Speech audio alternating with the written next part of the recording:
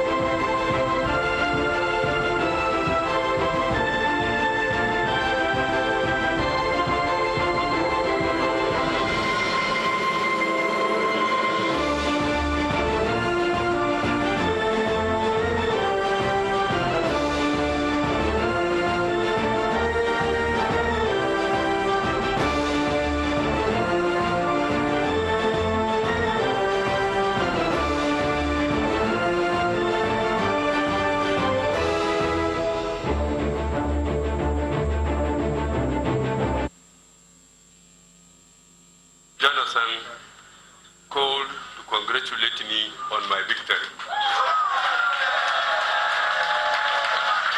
this, I want all Nigerians to join me in congratulating and appreciating Mr. President for his statesmanship. Welcome the result because it is the one they voted for. Others will naturally be disappointed. I ask that we all be circumspect, respectful, and peaceful.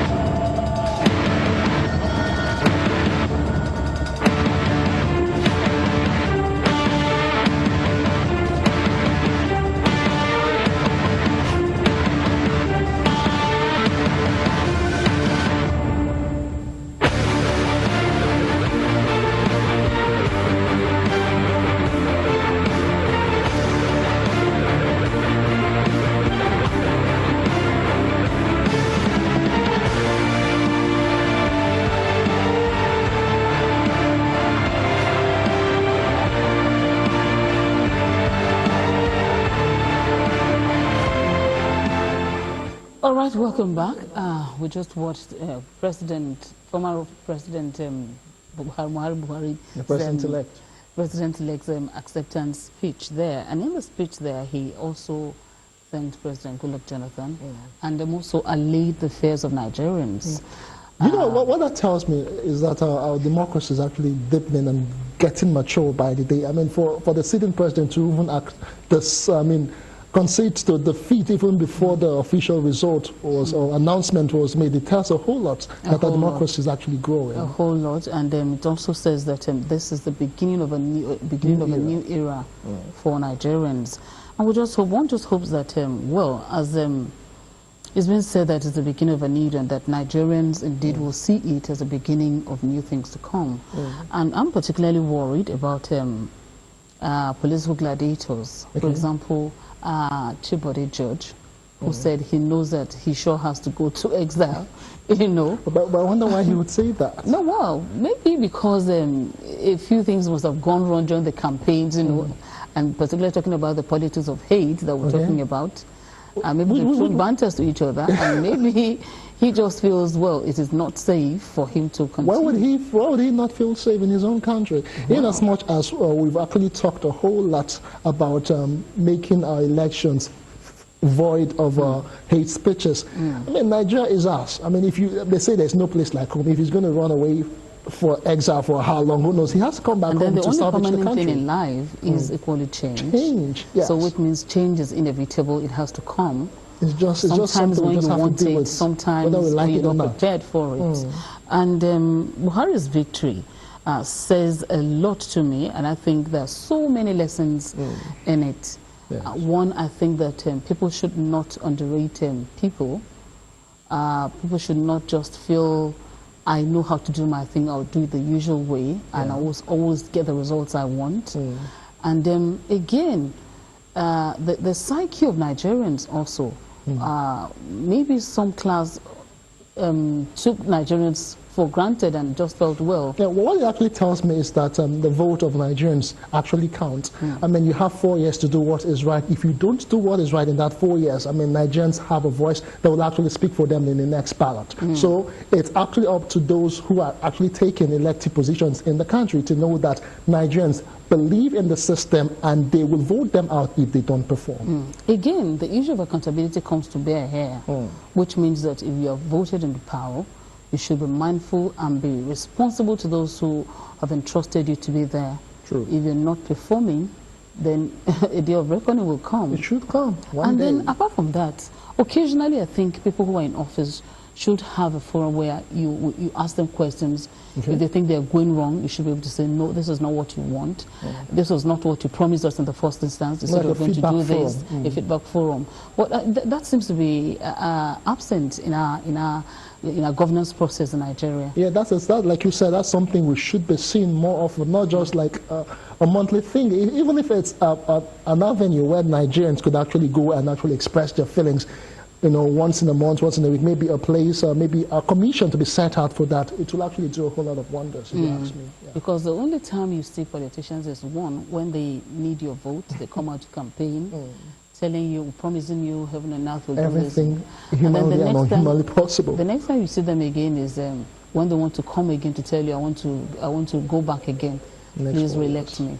So maybe consciously now, as Nigerians, forums should be created where occasionally, even while in office, people are accountable to some of their responsibilities. True. And this will act as checks and balances. Of course, and I'm sure that this election is sending so many signals to some people. It is, because most people actually were so stunned with the outcome of the elections. Most people never actually believed the way to play out. You know, to me, it's a landslide victory. You know, most people just felt it might go the other way around, but then as it is, we just have to accept it the way it is and actually push and move the nation forward. And Nigerians to learn to should come to terms with the fact that we are developing, and a lot of things are emerging, and either we like it or not, we have to, we must conform to change, you know, to international best practices. You know. Well, like I said, you can join us and let's have your view on the Buhari election and what to expect. That's also very, very important. We've been talking so much about the success, but what should Nigerians expect? And what do we expect the incoming president to actually focus on? Yes. Yes. We're talking about agenda setting. One thing that would actually be on the minds of Nigerians now would be the issue of security. Over time, it's been Boko Haram, the kidnapped Chibok girls and all that. Nigerians want to be allayed of the fears that they are safe, you know, or they're unsafe in their own country. That's one thing Nigerians are actually asking for this moment. Security. Again, the issue of economy is so important. A lot of things are on hold now. The dollar is going up by the day, going crazy by the day, and which has affected and translated to every sector, every aspect of Nigerian economy, every aspect of living. Talking about the economy, this also calls for concern, and I think at this point in time, some technocrats and strategists should be sitting at this point in time to have a roadmap, a chart. And how to exactly on the way forward. And also one will also expect that the incoming president would be magnanimous, would I say? The same way Obasanjo said it. Yes, you know? In accommodating every other party to form... yeah, because the feelers I get right now from the people outside is that some people say hope Buhari would not want to marginalize us as actually a part of the country that didn't vote for him, as it were. You know, they mentioned the Southeast and the South. But basically, it's a representation of Nigeria. We have Nigerians in the North, we have Nigerians in the Southwest. I think we have a caller online. Hello. Hello. Hello, good afternoon. Hello. I think we lost that call. So basically what I was trying to say is that what Buhari should be doing is a way of finding out a way to unify Nigerians, because a whole lot of fillers are just out there, you know. We have another caller. Hello, good afternoon. Hello. Hello. Yeah, good afternoon. Good afternoon. Yes, please. Who's speaking and where are you calling from? This is Nicholas Akatola. Sorry? Nicholas Akatola from Ogun State. All right, Nicholas, how are you? Good afternoon. Please go ahead, Nicholas. We seem to have lost the call. We'll have a break on the program and then we'll come back later to continue. Please stay with us.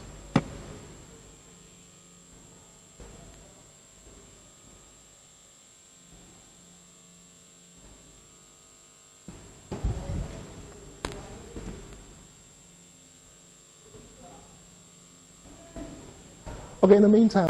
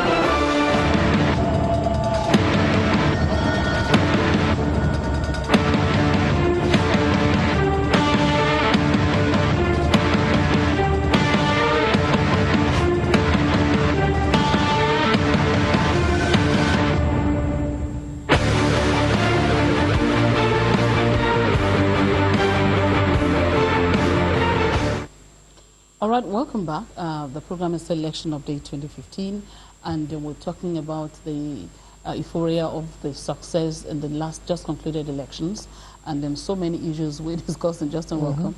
The EU, again, has spoken to General Muhammadu Buhari, and has told him not to be carried away with the success of the elections, but should be focused and look ahead, plan ahead for the challenges Nigeria is going through, with a view to finding a solution to them.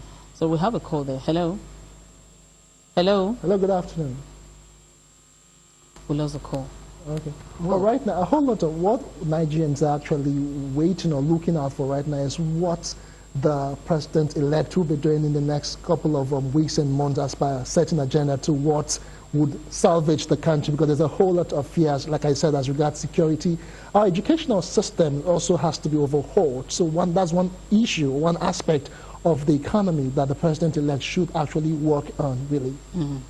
A twist again to the interesting things unfolding again is the issue of Ekiti State. That's one dramatic state. Yeah, one dramatic state. Thank you for that.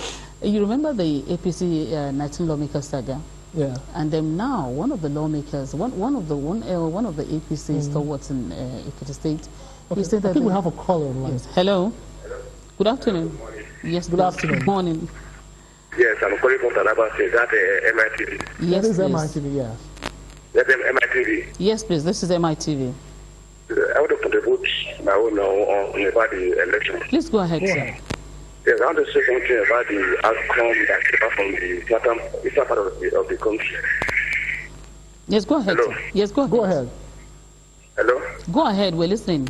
Yes, those that came out from the eastern part of the country, which I believe is not encouraging. It really shows that we are matured enough in that part of the country. This is what we are seeing in the northern part, that part of the country distributed. I think the incoming government should not use that as a yardstick to organize them. Should carry everybody along one umbrella so that we can move forward, move the country forward. Thank you. Thank you very much. All right. Thank you. Yes, you were making a point. Yeah, well, basically, that it was actually saying, you were talking about the lawmaker in Ekiti State who now called on the 19 lawmakers to come back home. Why at this particular point in time? It's actually very interesting. There's always drama in Ekiti State. I hope this call is from Ekiti. Hello, good afternoon. Hello. Hello, good afternoon. Who's speaking? Yes, please. Who is speaking, please? Oh, Dr. Badiojo, that's a special advisor to the Oyo State Governor on political matters. Thank you for joining us. Yes, please. Yes, can we have your contribution? We're talking about the just concluded elections and then the emergence of General Muhammadu Buhari as the incoming president, and want to take your reaction on this. As a Nigerian, yes, sir, and as a political scientist, yes, the victory of General Muhammadu Buhari is a thing of joy to everybody. Nigerians desire change. Nigerians who are tired of the old order. The emergence of General Buhari becomes a thing of joy for all Nigerians. The beauty of the election is that it was a free and fair election. And the election, on a more serious note, is a bit unique, and it is unprecedented in the history of election in Nigeria.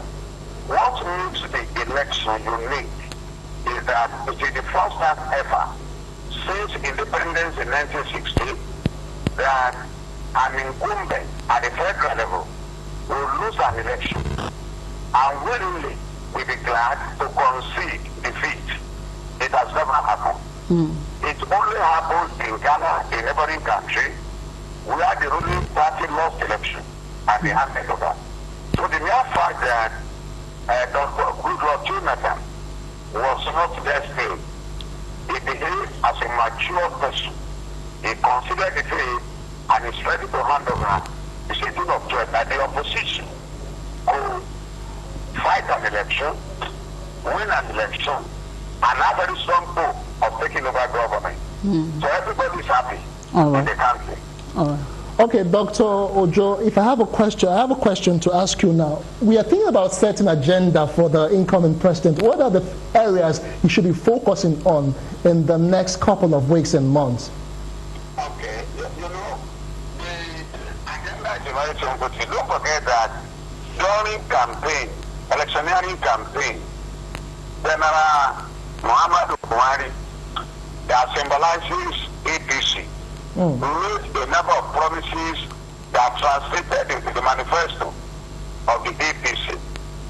One major focus of the promises of General Buhari was that the new government will generate more megawatts of electricity. For your information, the total population of South Africa is about 50% of Nigeria's population. And South Africa generates more megawatts of electricity than what Nigeria generates.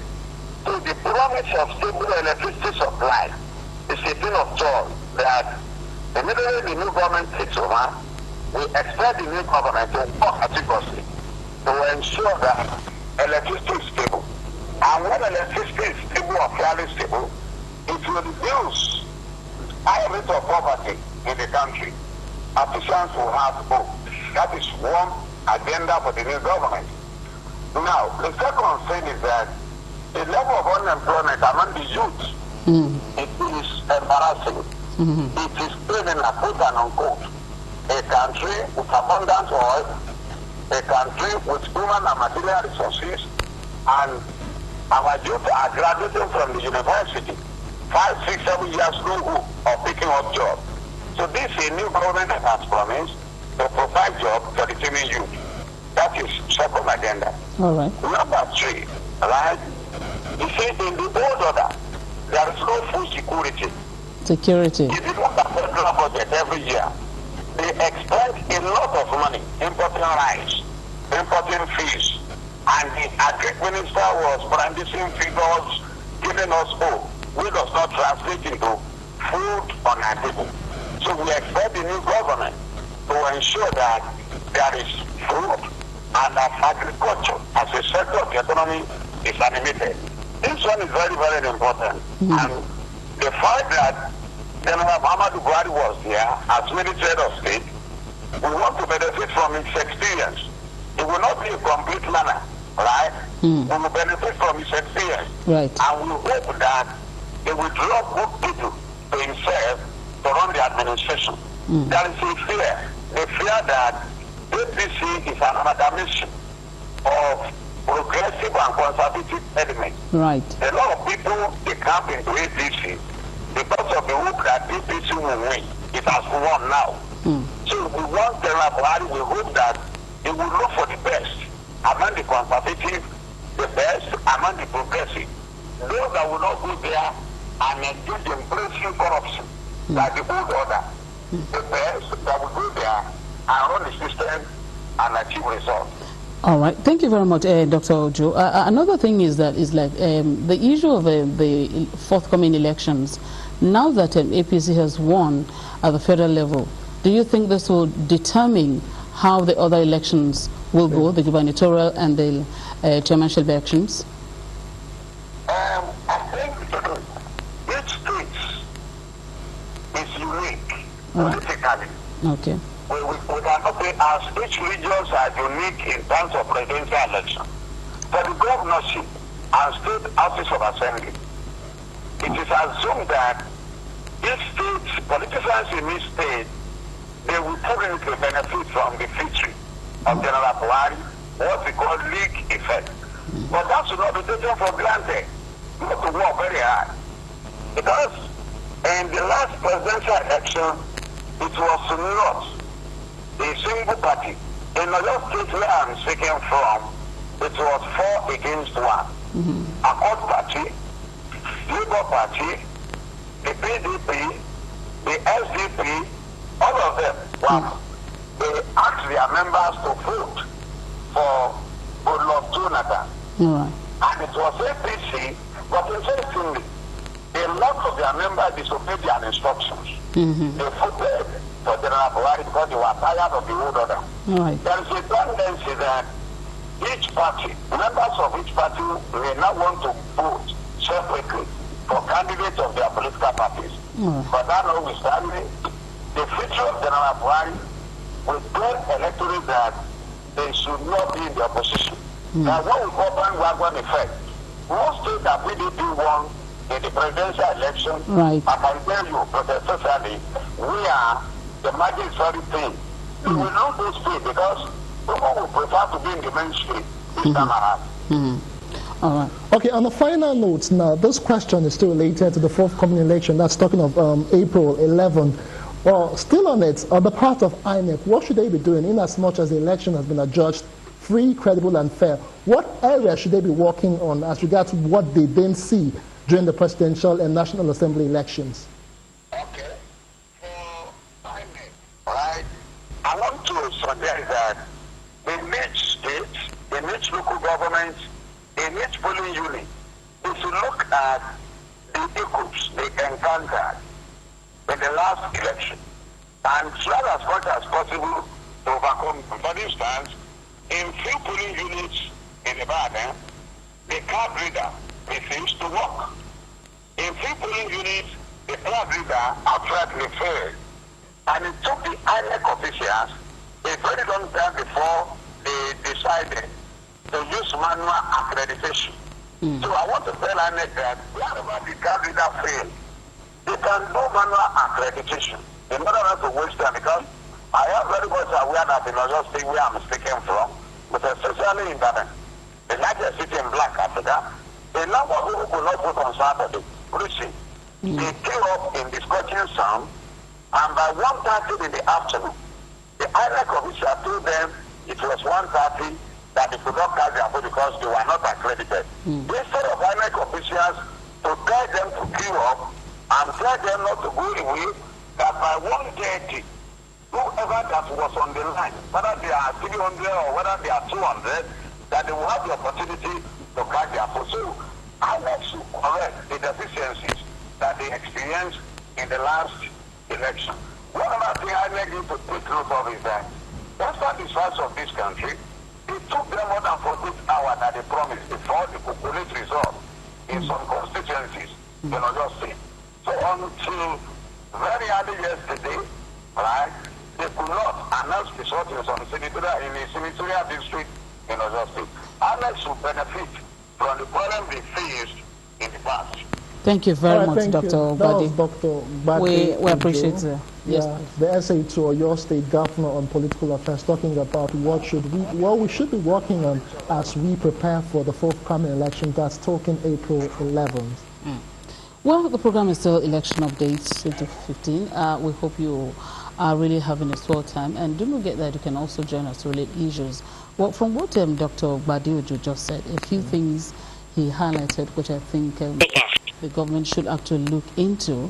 We're talking about the unemployment rate among the youths, which is of very, very great importance. The ratio keeps on increasing. Surging by the day. I think we have a call there. Hello? Hello? Hello? Hello? Good afternoon. Yes, please. You're talking to MITV. Who is speaking?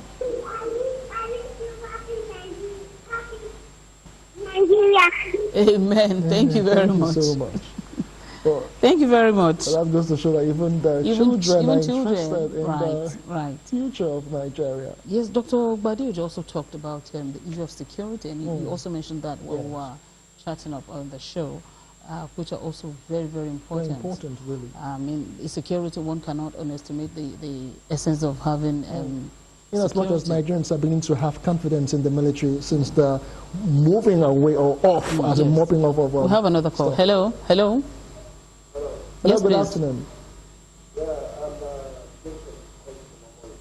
All right, Johnson, please go ahead. The election, I think the cabinet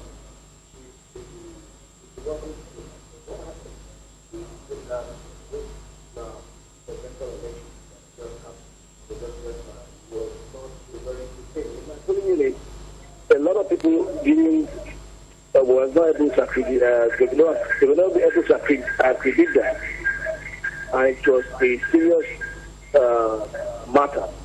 fighting along Isheri Gamashu. That was my polling unit.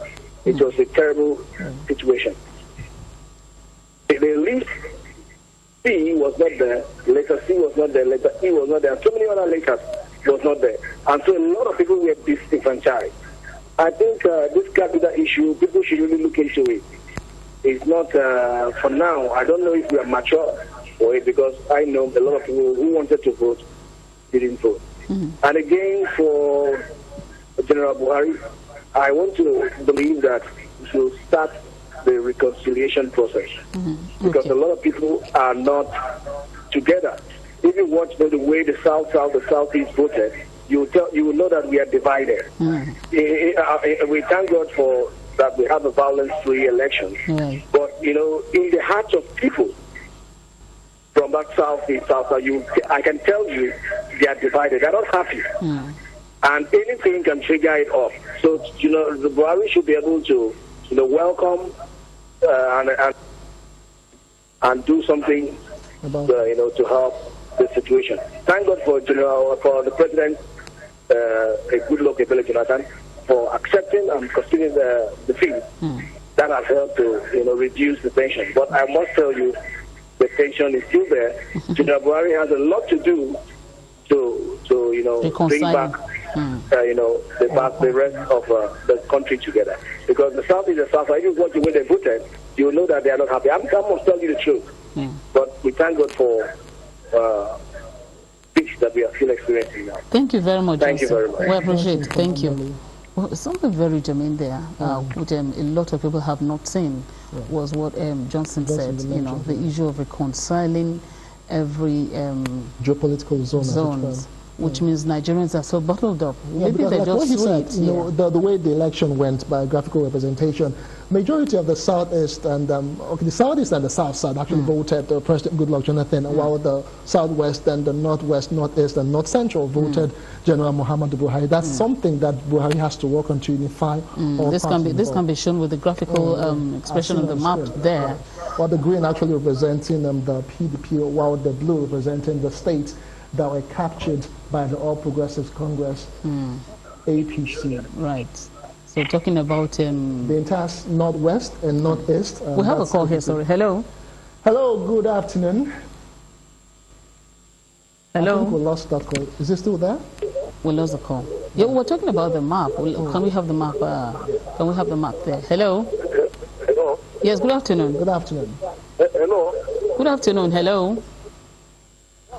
Hello. Hello. Good afternoon. What's your name? My name is Hamden. Okay, go ahead with your comment. Question, whatever. I want to say that this election is very, very interesting. Can you move away from your television set and speak up a bit? Yeah.